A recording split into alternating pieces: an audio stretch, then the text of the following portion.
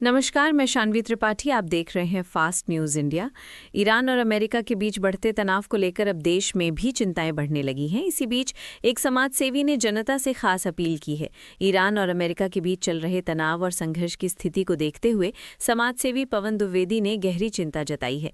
उन्होंने कहा कि इस तरह के अंतर्राष्ट्रीय विवाद का असर पूरे विश्व पर पड़ सकता है, जिससे आर्थिक और सामाजिक परिस्थितियों पर भी प्रभाव देखने को मिल सकता है। पवन द्विवेदी ने देश की जनता से अपील करते हुए कहा कि सभी लोग शांति बनाए रखें और किसी भी प्रकार की अफवाहों पर ध्यान न दें। उन्होंने लोगों से एकजुट रहने और देश हित में सकारात्मक सोच बनाए रखने का आग्रह किया।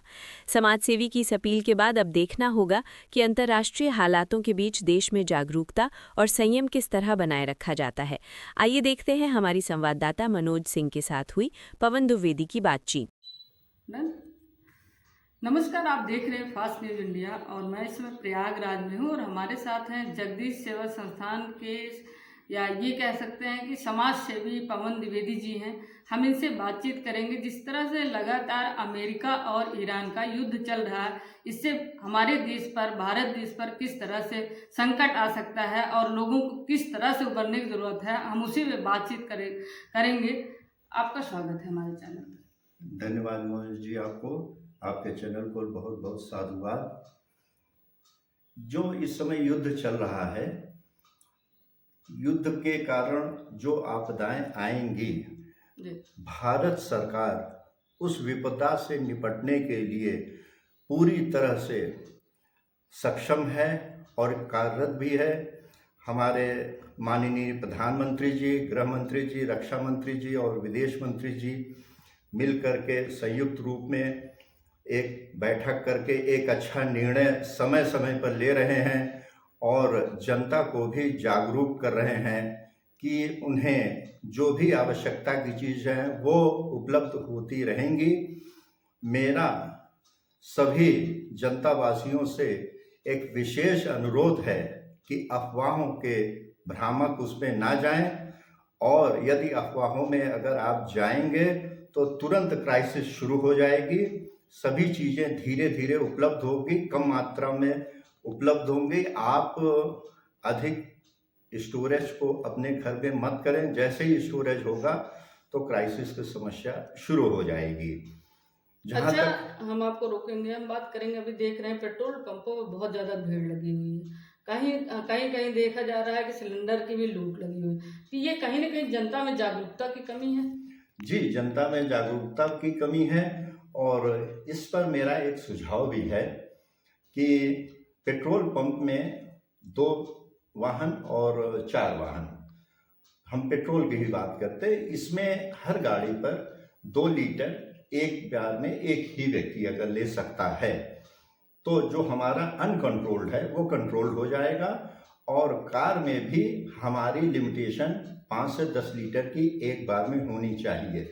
यदि यह व्यवस्था तत्काल से लागू कर दी जाएगी तो एक ही व्यक्ति के पास स्टोरेज नहीं रहेगा और जब हमको कम मिलेगा तो जनता को भी ये चाहिए कि वो कम से कम वाहन का उपयोग करे और घर के सारे सामानों को एक साथ खरीदारी करके घर पे रखे, क्योंकि ट्रांसपोर्ट भी धीरे से कम हो जाएगा और बार बार आपको पेट्रोल अगर टंकी पे कम मिलेगा तो लाइन बार बार लगानी पड़ेगी।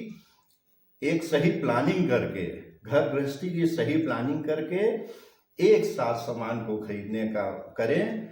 और हमारा घर की गृहिणियों से भी अनुरोध है कि जो भोजन बने वो भी एक साथ बने, गैस का दुरुपयोग कम हो, ऐसा वो अपना स्वयं में अपनी परिस्थितियों को इस प्रकार संचालित करें।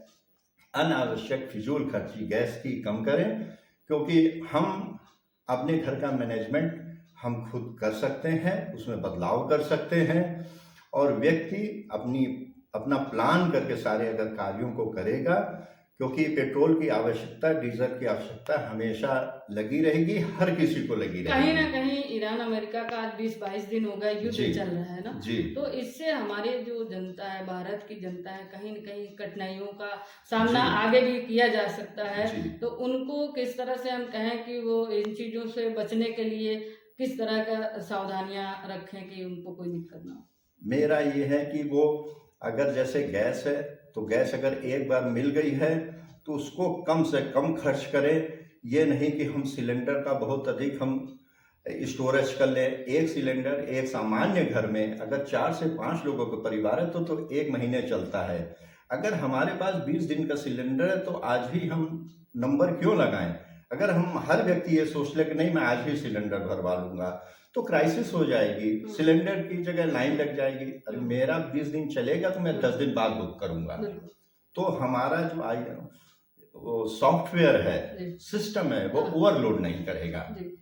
हर व्यक्ति को कुछ दिन छोड़ करके भी यदि वो जा सकता है तो हमारे एक साथ जो बुकिंग है वो कम होगी।